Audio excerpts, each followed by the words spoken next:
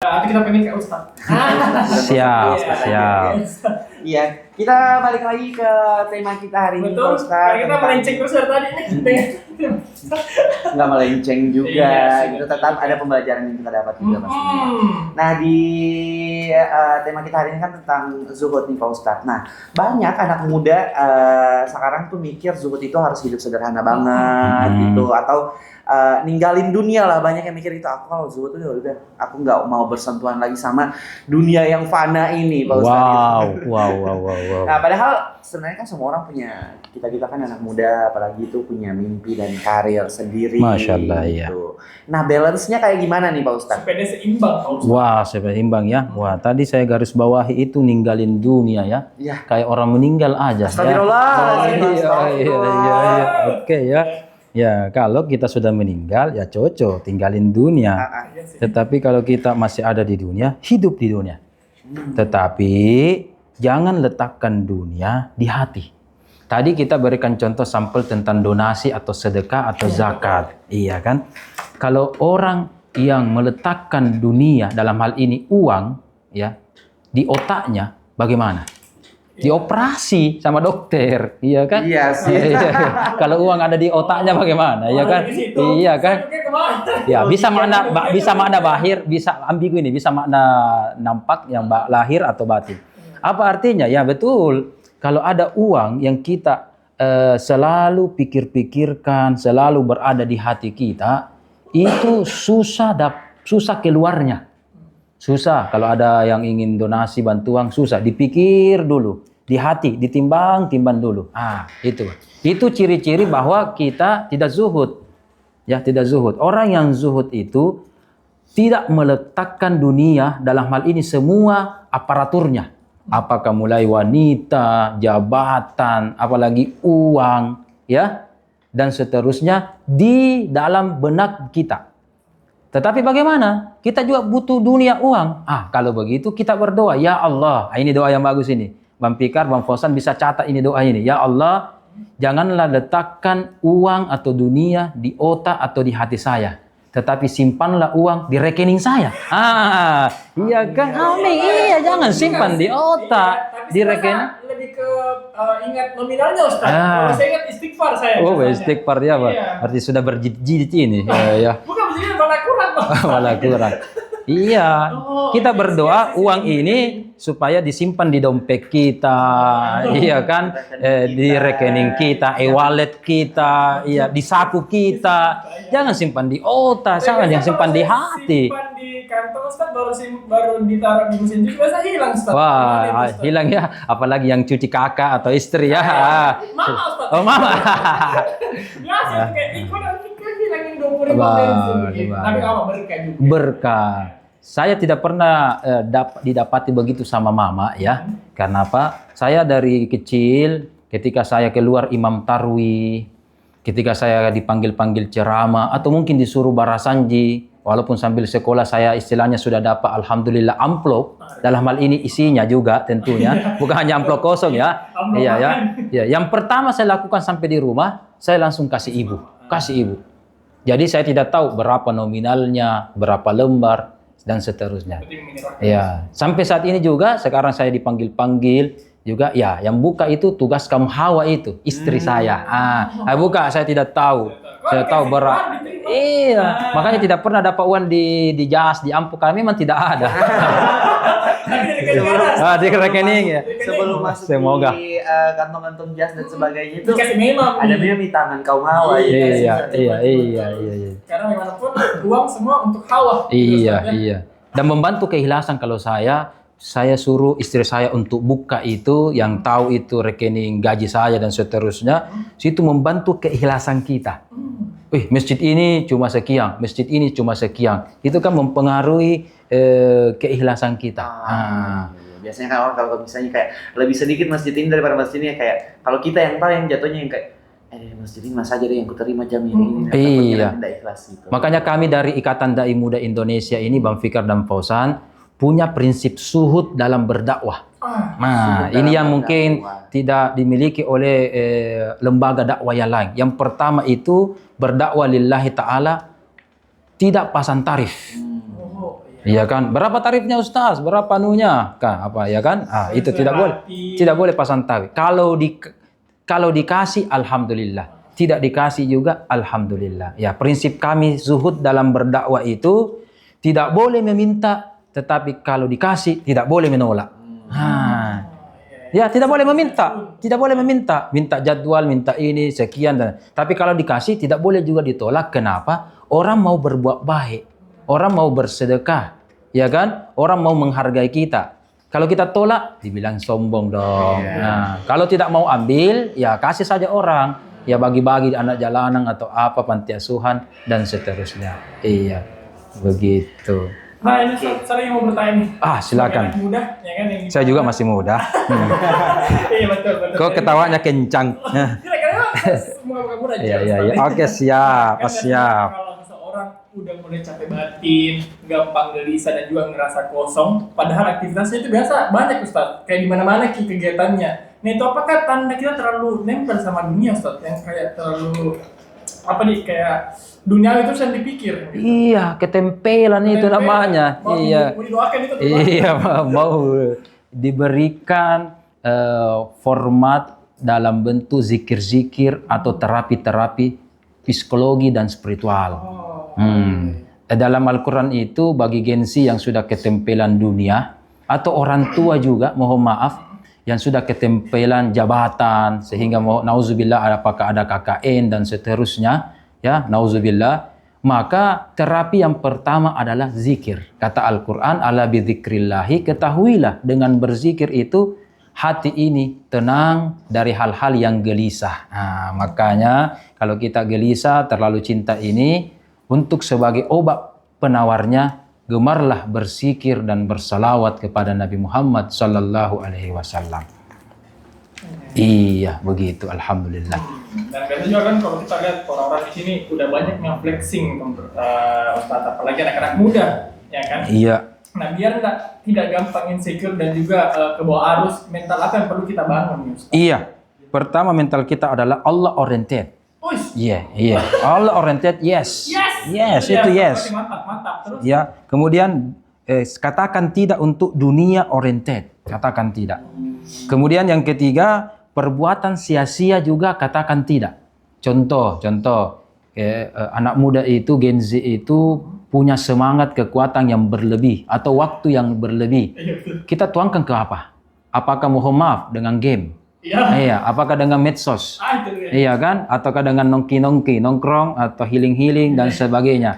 Ya, manfaatkan semangat Anda sebelum Anda tua. Iya kan? Bagaimana itu oriented Anda? Cari dunia-dunia sesuatu yang bermanfaat. Jadi cari seeker lingkungan-lingkungan yang sehat. Makanya kenapa dulu kita dikasih pondok? Bukan karena pesantrennya, tapi terciptanya lingkungan yang religi. Religi, iya kan? Kemudian kita ada namanya panutan yang kedua. Jadi para Gen Z dimanapun berada butuh namanya guru atau panutan, teladan.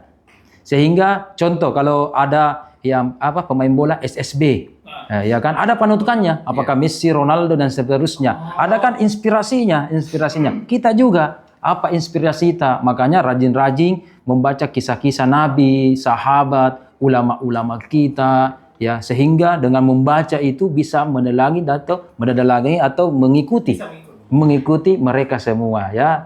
Termasuk di sini juga kita harus teladani atau kita melihat sosok-sosok guru, kita ikut, ada pengajian, ada kajian, ada zikir, ikutlah. Jadi ingat, namanya remaja itu remaja masjid aja. Iya, remaja.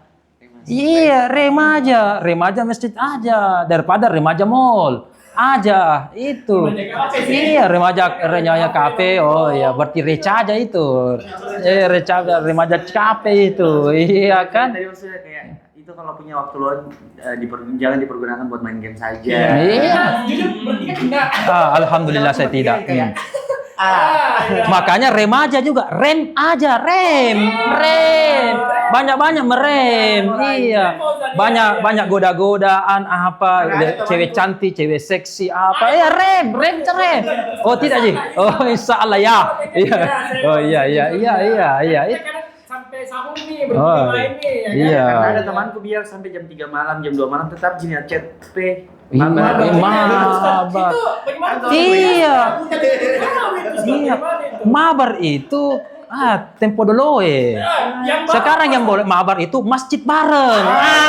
Itu mabar. Bukan hanya main bar sekarang. Iya, masjid bareng. Yes. Iya. Mabar sekarang itu bukan main bareng kan? Masjid bareng. Catat itu, pasang di status itu masjid bareng. Iya. Iya, tadi kita ngomongin juga tentang dekatnya kita sama Allah, gitu kan Pak Ustadz. Nah, katanya nih ya, sujud itu momen paling dekat sama Allah, gitu. Dan bisa bikin kita jadi hati kita tuh jadi lebih adem lagi. Nah, secara spiritual teman Pro 2 dan Pak Ustadz, sebenarnya apa sih yang terjadi saat kita sujud? Nah, 3T. Apa tuh? T yang pertama adalah tenang. Oh, oke. Orang yang sujud itu tenang. Ya. Secara biologis itu kan aliran darah juga mengalir.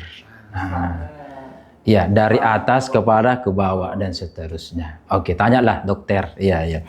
Kemudian T yang kedua itu adalah taat. Simbol kita taat kepada seseorang. Makanya kan dalam surah Al-Baqarah juz pertama ketika disuruh malaikat untuk sujud, ya kan? Para malaikat sujud. Oke, kecuali siapa yang tidak sujud? Iblis. Ya, maka simbol sujud adalah simbol mendengar atau ketaatan kepada Tuhan. Itu yang kedua. Dan yang ketiga, sujud itu simbolnya T yang ketiga adalah tidak takabur. Tidak takabur dan tidak egois. Karena dia rela meletakkan hal yang paling atas dalam dirinya, kepala, di tempat yang paling rendah di bumi ini, yaitu ketika sujud. Maka itu simbol ketaatan, tawadu bagi seorang hamba di hadapan Allah Subhanahu wa Ta'ala. Tapi bukan berarti kita bersujud di depan kita ada Allah, kemudian kita cium kakinya Allah. Bukan berarti begitu. Makanya simbol spiritual dari sujud adalah ketaatan, kemudian ketenangan dan tawadu, tidak egois, tidak sombong, kemudian untuk mengikuti perintah-perintah Allah Subhanahu wa Ta'ala. Nah, begitu. Dan tahu juga orang kalau sujud kayak lebih dekat ke sama Allah Subhanahu wa Ta'ala ya Ustaz. Iya, ada memang hadisnya momen yang mendekatkan atau momen intim yang terdekat dari seorang hamba dengan Tuhannya adalah di waktu sujud. Maka perbanyaklah dan perlamalah. Jadi perbanyak dan perlamalah kita sujud. Mungkin kalau yang rakaat terakhir ya Ustaz ya. Bisa semua dan terutama juga rakaat terakhir. Jadi bisa semua. Biasanya bisa doa kan Ustaz di situ. Bisa berdoa.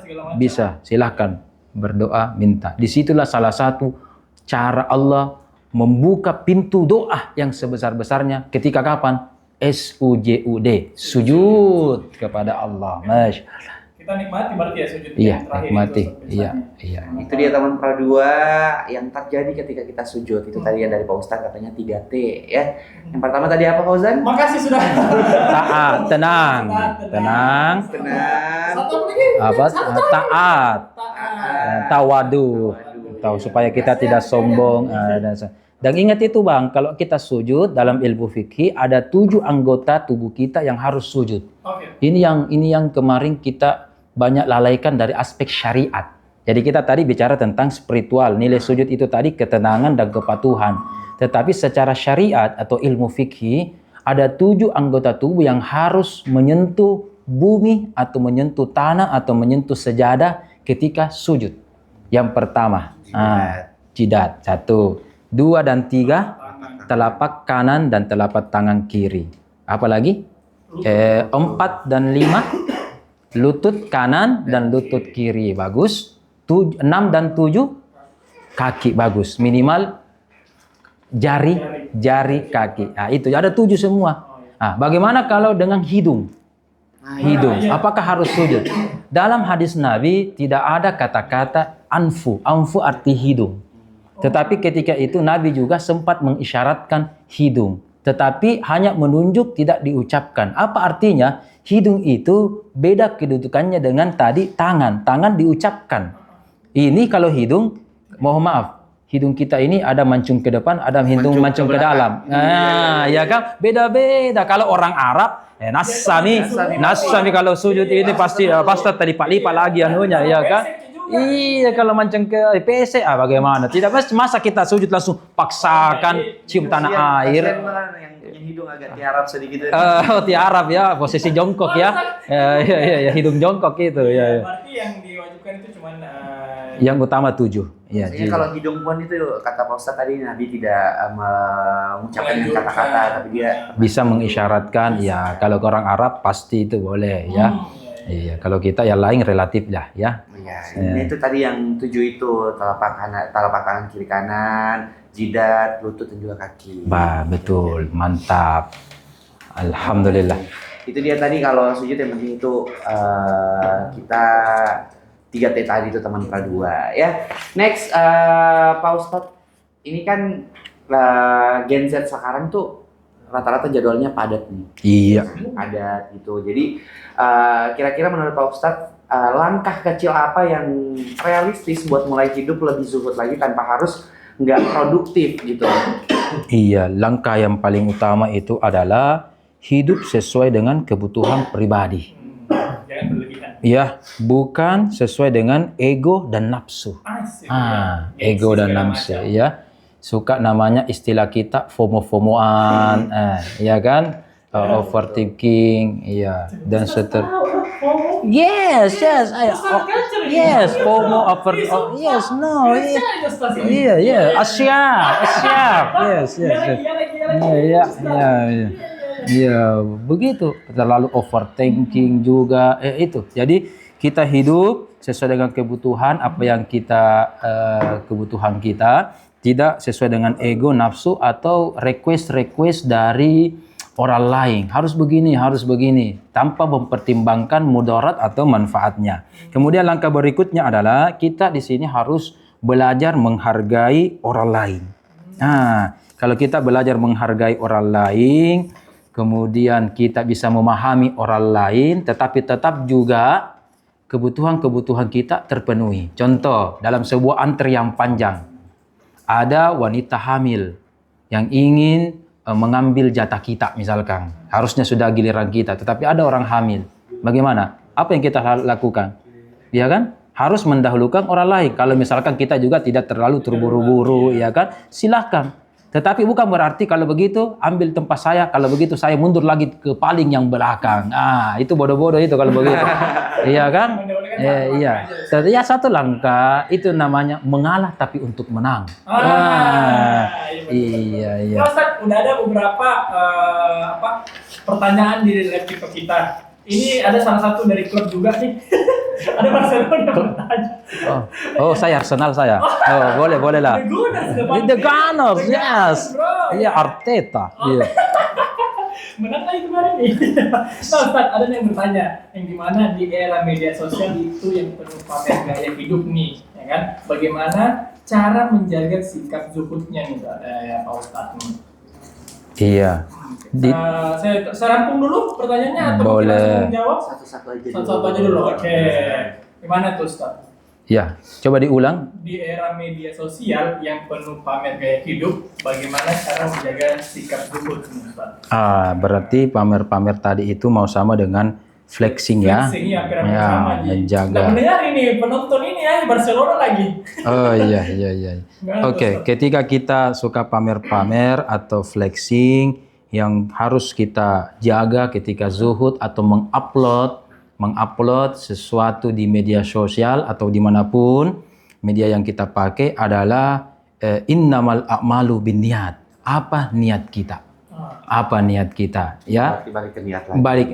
Balik ke hati, karena niat itu perkara hati. Iya. Jadi kalau saya kemarin pernah bicara sama waktu ketika diklat pembekalan dai, hati-hati kita seorang dai ketika mengupload ceramah. Ya kan? Jangan sampai di situ ada riya. Walaupun pada mulanya kita mau untuk mensyiarkan agama. Saya upload ini ceramah-ceramahnya supaya orang tahu juga nasihat. Itu kan dakwah, syiar. Hati-hati, syiar ini kalau disisipkan dengan iblis atau syaitan, nah ini kan fungsinya mereka, memang mereka ini ya, iblis dengan syaitan untuk mengganggu kita, mengkuruhkan hati kita. Nah, hati-hati kalau kita bisa terkontaminasi, hati-hati dari niat suci dakwah atau syiar agama ini bisa berubah menjadi apa? Ria. Atau tadi bahasa Jermannya? Mobil. Ay. Mau dibilang. Iya. Erni, erodikani, erodikini. Minjo. Pak anak-anak iya. Ada. Mantap. Kita lagi nih, Ustaz. Ada lagi nih. Siap. Ada dari Mamat nih, Ustaz. Mamat. Rahmat, tapi kayaknya Mamat nih, Ustaz. Oh, iya. Gimana katanya, apakah seseorang yang bekerja keras mengejar karir bisa disebut zuhud? Nah, itu dia. Belum tentu. Belum tentu. Iya. Belum tentu, Mamat. Sesuai nama Anda Mamat artinya rahmat, artinya love. Rahmat itu artinya love. Love. Iya, yes, love ya. Berarti Anda ketika bekerja tetapi cinta Anda terhadap dunia tinggi, itulah namanya Anda tidak zuhud. Kalau cinta terhadap dunia saja. Tetapi saya bekerja ini lillahi ta'ala, tetap juga mungkin ya kita harus real, pasti ada gaji, ada imbalan, tetapi bukan itu tujuan akhir. Itu hanya jembatan menuju surga, menuju cinta ilahi. Berarti harus balance. Iya, betul. Ketika kita di jembatan Suramadu misalkan, jembatan kembar. Coba kita lihat, apakah kita berdiri lama-lama di jembatan? Jangan. Dunia ini bagaikan jembatan. Jangan di sini terpukul. Kita selfie di sini, cantik pemandangannya, ya kan? Tak usah. Ya kan? Sama juga jembatan Camba sekarang cantik sekali di situ, berliku-liku banyak orang singgah. Oke, kalaupun mau singgah di dunia, ya 1 menit 2 menit saja. Lanjutkan tujuan Anda menuju cinta ilahi. Masya Allah. Iya, jangan cuma cinta cewek. Iya, cinta ilahi yang utama. Cinta cewek itu Bang, itu bagaikan terkadang kupu-kupu. Iya, cinta kupu-kupu terkadang dikejar, dia lari. Kita juga. Dia dikejar juga kadang dia hinggap sendiri. Begitu. Maka terakhir Ustaz, pertanyaan terakhir dari penonton. Wah, jangan pakai terakhir, yang penutup saja. Saya trauma kalau kata terakhir. Padahal masih ada hari esok. Saya mohon maaf. Iya. Ini ada nih. Penutup dari penonton, ya kan? Ini dari AI gitu. Postas namanya AYI. AYI. Ya, itu katanya apakah memiliki barang mewah otomatis bertentangan dengan sikap zuhud? Saya hanya menceritakan kisah kakek guru kami yang bernama Abul Hasan Asy-Syadzili. Beliau itu punya rumah yang paling mewah di kampung halamannya. Tetapi setiap hari dia berpuasa. Oke? Dan ketika sahur atau buka puasa, makanan atau minumannya cuma 2. Kurma dan air putih. Padahal rumahnya sangat mewah, bahkan dia memiliki anak buah, ya, ART yang dia pekerjakan itu puluhan, dia kasih makan puluhan, silahkan ini, makan seenak-enaknya. Tetapi dia sebagai orang majikan, dia selalu berpuasa dan minumnya cuma air putih dan kurma saja. Ya, tidak makan ini. Dan itu dia lakukan selama sekian lama setiap tahun sampai dia berpulang ke rahmatullah. Apa artinya? Berarti boleh kita miliki duniawi. Islam itu harus kaya. Bagaimana kita sedekah kalau miskin? Ya, Islam itu harus zakat. Justru orang kaya yang berzakat nominalnya lebih banyak daripada orang yang berzakat pas-pasan. Iya kan? Orang yang punya 1 triliun 2,5%, orang yang punya 100 juta zakatnya, yang mana lebih tinggi? Tentu zakatnya 1 triliun, ya kan? Kali 2,5%. Berarti kita mau umroh, mau haji, sholat pakaian juga butuh. Puasa juga sekarang, mau buka puasa, mau sahur, juga lagi-lagi butuh uang. Sekarang puasa itu mahal juga, makanan, dan seterusnya. Ya kan, naik haji, umroh, ya itu kan butuh uang semua itu. Ya, tetapi letakkanlah dunia itu cukup di genggaman tangan Anda. Kemewahan letakkan di dalam genggaman tangan Anda. yang menempati di hati Anda, cukup Allah yang bersemayam di dalam hati Anda. Iya kan? Cukup Allah yang bersemayam di hati kita. Itu namanya zuhud. Jadi Iya. balik lagi Taman Fara 2, zuhud itu bukan tentang berapa banyak materi yang kamu punya. Iya. Tapi tentang hati kamu aja gitu ya Pak Ustadz. Simpel sekali, hati.